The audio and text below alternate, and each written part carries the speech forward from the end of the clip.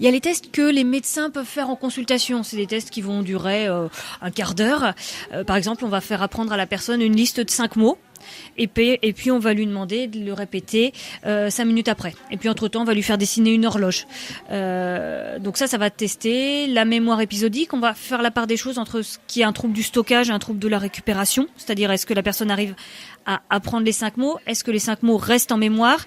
Et est-ce que, en lui donnant des indices, ça l'aide à récupérer ces mots? Mais quand on teste la mémoire, on va tester aussi toutes les autres fonctions cognitives. Par exemple, on va tester donc c'est pour ça qu'on fait dessiner une horloge.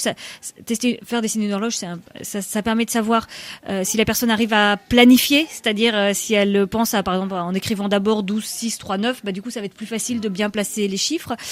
Sa représentation dans l'espace, et puis savoir si elle comprend la consigne et si elle sait ce qu'est une horloge. Donc, on teste jamais la mémoire de façon isolée. On va tester aussi les capacités de planification, les capacités visio-spatiales, visio-perspectives, c'est-à-dire le fait de reconnaître un dessin, la capacité de maintenir son attention, la capacité de passer de termes généraux au concept. Enfin, c'est toujours des tests assez globaux. Les neuropsychologues, ils font des tests pendant 1h30 à 2 heures pour pouvoir préciser exactement où est le trouble et quelle est sa gravité.